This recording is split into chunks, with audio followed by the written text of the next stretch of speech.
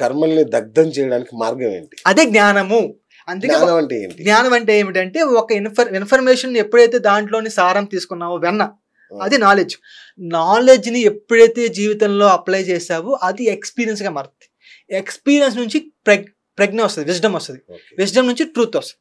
ఇది స్ట్రక్చర్. నేను ఒక యాక్సిడెంట్ చేశాను, అవును సార్, ఒకరు చనిపోయారు, అవును సార్, దీనికి సంబంధించిన జ్ఞానం ఏంటి సార్? ఓకే సార్, నేను ఎలా రిలీజ్ అవ్వాలి కర్మ? Very good question sir. So ఒక వ్యక్తి యాక్సిడెంట్ చేసినప్పుడు ఒకటి అతనంతా వచ్చి గుద్దాడా, మీరు ఎరుకుతో అవేర్నెస్ లేకుండా ఏదో డ్రైవ్ చేసినప్పుడు ఆలోచించి గుద్దారు అనుకో, ఖచ్చితంగా గిల్టీ ఫీల్ అవుతారు. మీకు ఖచ్చితంగా గిల్టీ ఫీల్ అవుతారు. అతనికి అతను వచ్చి కింద పడ్డా మనం గిల్టీగా ఫీల్ అవుతాం, బట్ ప్రాణం పోయిందా ఫీల్ అవుతాం. బట్ మనకెళ్ళి గుద్దినప్పుడు మన ఎరుకుతో మందు తాగి లేకపోతే ర్యాష్ గా ఉన్నప్పుడు ఎక్కువ ఫీల్ అవుతాం కదా. సో ఆ ఫీలింగ్ ఎన్ని రోజులు ఉంటుంది? ఎన్ని రోజులు ఉంటుంది అంటే ఎప్పుడైతే దీని నుంచి జ్ఞానం నేర్చుకుని ఇంకోసారి అలాంటి పని చేయకూడదు ఎప్పుడైతే నిర్ణయించుకున్నానో అప్పుడు ఇది ఫ్రీ అవుతుంది. దీనిలో అది జ్ఞానం.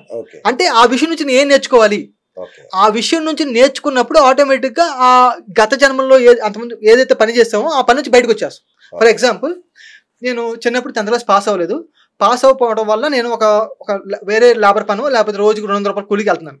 అలా కూలీకి ఎలాగా నాకు ఒక ఇరిటేషన్ వచ్చి లేకపోతే ఒక రియలైజేషన్ అయ్యి ఒక జ్ఞానం వచ్చి ఇంకోసారి జీవితంలో ఒకసారి ఛాన్స్ వస్తే నేను మళ్ళీ కష్టపడి చదవాలి, బంకులు చేయకూడదు, సినిమాకి వెళ్ళకూడదు, సినిమాకి వెళ్ళొచ్చు బట్ పరీక్షలు నెగ్లెక్ట్ చేయకూడదని ఎప్పుడైతే ఆ నిర్ణయించుకున్నావో నీలోంటి ఆపర్చునిటీ వస్తాయి.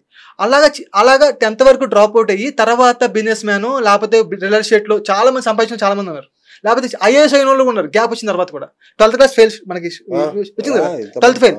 సో అక్కడ అబ్బాయి ఏంటి 10th వరకు చూసి కాపీ కొట్టాడు.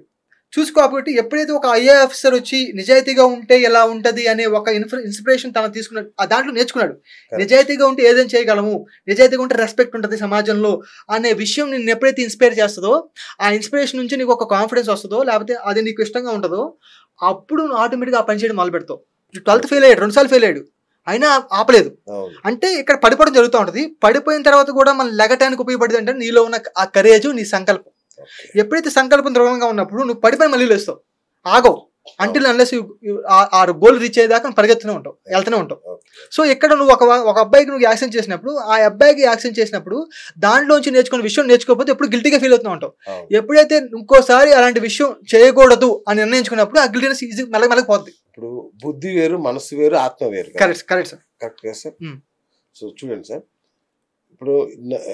ఇప్పుడు జరుగుతున్న ఏదైతే నేను సినిమాకి వెళ్ళాను, కాలేజ్ బంక్ కొట్టాను, అమ్మాయికి సైట్ కొట్టాను, ఎవరినో పొడి చేశాను, ఇవన్నీ బుద్ధికి సంబంధించిన విషయాలు.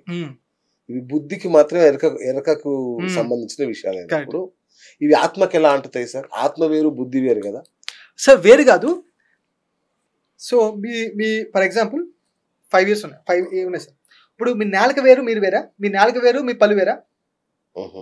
మీలో భాగాలు కాకపోతే దాని పని వేరు, అంతే కదా? సో ఇది చెయ్యి, ఇది శరీరము, మనసు, బుద్ధి, ఆత్మ, పరమాత్మ. పరమాత్మ నుంచి మన ఆత్మగా వచ్చి ఆత్మ అనేది ఈ 3 లేయర్స్ తీసుకొని వచ్చింది. మనసు, బుద్ధి, మనసు, శరీరం లేయర్స్ వేసుకొని వచ్చింది. సో ఇవన్నీ ఒక దాంట్లో భాగమే. కాకపోతే దేని ప్రత్యేక దేని పని దానికి ఉంది. శరీరం పని శరీరం ఉంది, మనసు పని మనసుకి ఎమోషనల్ తీసుకోవడం, ఆ ఎమోషనల్ నుంచి జ్ఞానం తీసుకోవడం బుద్ధి పని. ఆ బుద్ధికి ఎప్పుడైతే మనకి ఆ బుద్ధిలోంచి జ్ఞానం తీసుకున్నామో నెక్స్ట్ కొత్త పని చేస్తాం. సో రిపీట్ గా చేయమన్నమాట. సో ఎప్పుడైతే బుద్ధి కలుగుతుందో ఆ పని మళ్ళీ చేయం, ఆ హ్యాబిట్ బ్రేక్ చేస్తాం. ఫర్ ఎగ్జాంపుల్, చిన్నప్పటి నుంచి నేను పేదరికంలో ఉన్నాను. ఎప్పుడైతే పేదరికంలో ఉంటే ఎలా ఉంటది, నాకు ఖచ్చితంగా డబ్బు సంపాదించాలని బుద్ధి వచ్చింది. ఆ బుద్ధి వచ్చినప్పుడు ఆ బుద్ధి సరంగా మీకు ఏదైతే ఆత్మ ప్రణాళికలో భాగంగా ఉందో ఆ ఫ్యూచర్ సంబంధించిన పని చేస్తారు.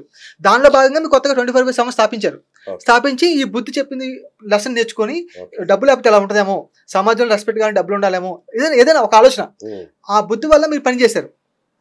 ఆ బుద్ధి వల్ల పని చేయడం వల్ల మీకు ఆత్మకి ఎక్స్పీరియన్స్ వచ్చింది. ఆత్మకు ఓన్లీ ఎక్స్పీరియన్స్. మీరు భోజనం చేస్తున్నప్పుడు విటమిన్స్ ఎవరికి వెళ్తున్నాయి? మీ బాడీకి వెళ్తున్నాయి. దాంట్లో కొన్ని వాసనలు ఉంటాయి కదా, ఆ వాసన మనసుకి వెళ్తాయి. బుద్ధి ఏం చెప్తుంది, నెక్స్ట్ టైం ఇంకోసారి వేరే చోట తినాలని చెప్తుంది. బట్ ఆ సోల్ ఏం చేస్తుంది అంటే టేస్ట్ తీసుకుంటది, భలే కమ్మగా ఉంది, అది సోల్ తీసుకుంటది, అనుభూతిని అది తీసుకుంటది.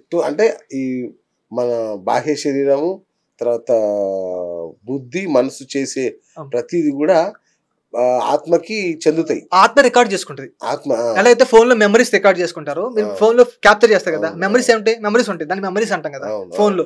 అలాగే మన మెమరీస్ మొత్తం ఆత్మ రికార్డ్ చేసుకుంటది. ఎలా రికార్డ్ చేసుకుంటే పదాల రూపంలోనో, విజువల్ రూపంలో రికార్డ్ చేసుకోవద్దు, ఫ్రీక్వెన్సీ రూపంలో. మీరు for example me pen drive లో మీకు ఇన్ఫర్మేషన్ ఎలా స్టోర్ అవుతుందంటే అది 110 బిట్స్ రూపంలో రికార్డ్ అవుతుంది అనమాట. అది మనకి దాన్ని మన కంప్యూటర్ ఏం చేస్తుంది అంటే దాన్ని విజువల్ గా మారుస్తుంది. ఫర్ ఎగ్జాంపుల్ ఇంకా బాగా చెప్పాలంటే ఇక్కడ నుంచి మీరు మాట్లాడుతున్నారు కదా, మనకి ఫర్ ఎగ్జాంపుల్ శాటిలైట్ నుంచి మనకి ఒక మూవీ చూస్తున్నాం. ఆ మూవీ ఎలా వస్తుంది అంటే ఇన్ఫర్మేషన్ బిట్స్ రూపంలో వస్తుంది. అది టీవీలోనో లేకపోతే అక్కడ మన టీవీలోనో లేకపోతే సన్ డెస్క్ లో పడిన తర్వాత అది ఇమేజ్ గా మారుతుంది. మన ప్రవహించేటప్పుడు ఇమేజ్ గా ప్రవహించదు, వైర్లో లేకపోతే సాటిలైట్ లో గాల్లో ఫ్రీక్వెన్సీ రూపంలో వస్తుంది, ఎనర్జీ రూపంలో వస్తుంది. ఇక్కడికి వచ్చిన తర్వాత ప్రొజెక్టర్ లో పడిన తర్వాత అప్పుడు ఇమేజ్ రూపంలో వస్తుంది. మన సోల్లో ఫ్రీక్వెన్సీ రూపంలో ఉంటుంది. ఆ ఫ్రీక్వెన్సీని, ఆ ఫీలింగ్ ని మనం ఎప్పుడైతే మైండ్ లో ప్రొజెక్ట్ చేసామో ఆ మైండ్ చెప్తుంది ఇది పులుపు, ఇది తీపి, ఇది మంచి చెడు అని అది ప్రొజెక్ట్ చేస్తుంది. సోల్లో మంచి చెడే ఉండదు, ఓన్లీ ఫ్రీక్వెన్సీ. జ్ఞానం లక్ష్యం ఏంటి సార్? అవును, పునర్జన్మ లేకుండా పోవడమేనా? సరే జ్ఞానం ఏ లక్ష్యం ఏంటంటే ఈ పరిమిత శరీరంలో మన దివ్యత్వాన్ని అనుభవించడం. దివ్యత్వం అంటే అన్లిమిటెడ్ నేచర్, మన వాస్తవాన్ని మనమే సృష్టించుకోగలం. ఎప్పుడైతే తెలుసుకున్నామో మన గేమ్ అయిపోయినట్టే. సరే, మన వాస్తవాన్ని మనమే సృష్టికర్తలము, ఎవరో నిర్ణయించలేదు, మన లోపలే దైవం ఉన్నది, దాని ద్వారానే మనం ఫ్రీ విల్ తోనే భాగంగానే మనం సృష్టించుకుంటున్నాం అనే విషయం మీకు తెలిసినప్పుడు, ఎప్పుడైతే మీ వాస్తవాన్ని మీరు సృష్టించుకోగలం, ఎప్పుడైతే నమ్మకం మీలో వచ్చినప్పుడు మీ గేమ్ అయిపోయినట్టే. అంటే పరిమిత శరీరంలో కూడా మీరు అన్లిమిటెడ్ గా ఉన్నట్టు.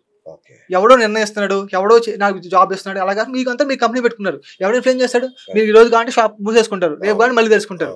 ఎప్పుడైతే పని చేస్తున్నాను నా వాస్తవం వేరే వాడి చేతిలో ఉందో, ఇన్ఫ్లుయెన్స్ చేస్తున్నారో, అప్పుడు ఆటోమేటిక్గా పరిమితిలో ఉన్నట్టు.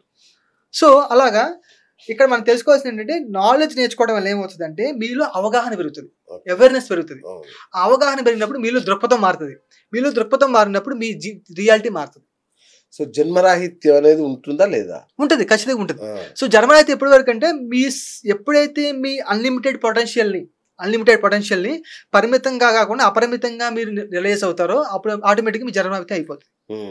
అంటే ప్రతి నిమిషంలో కూడా ఎరుగుతూ ఉండే కాఫీ తాగినప్పుడు చాలా మంది టీవీ చూసుకొని కాఫీ తాగుతూ ఉంటారు. సో వాడు ఆ పని 100% చేయట్లా, కర్మ చేస్తున్నాడు, బట్ అక్కడ ఫోకస్ లేదు అక్కడ. సో ఎప్పుడైతే దాన్ని నిజంగా అనుభూతి చెందుతావో అది చాలా అనిపిస్తుంది, ఒక్కసారి తాగినా చాలా అనిపిస్తుంది, నిజంగా అనుభూతి చెందింది. రేపొద్దు ఉన్నా లేకపోయినా పర్లేదు, బట్ ఎడిక్ట్ ఎప్పుడు అవుతాం అంటే దాన్ని పూర్తిగా ఆస్వాదించలేనప్పుడు. అందుకే ఎరుగుతో బుద్ధిస్ట్ మార్క్స్ ఏం చెప్తున్నా అంటే ఇప్పుడు అన్ని జ్ఞానాలు ఎలా సంబంధం చేస్తున్నా అంటే నేను బుద్ధిజం నుంచి అవేర్నెస్ నేర్చుకున్నాను. అవేర్నెస్ అంటే మైండ్ఫుల్నెస్, ఎరుగుతూ ఉంటాం. ప్రతి విషయం చేసినప్పుడు దాంట్లో ఎరుగుతూ ఉండి ఎలా చేయాలి, కాఫీ తాగుతున్నప్పుడు కూడా దాన్ని ఎరుగుతూ ఎలా తాగాలి, ఆ పని మీద 100% ఫోకస్.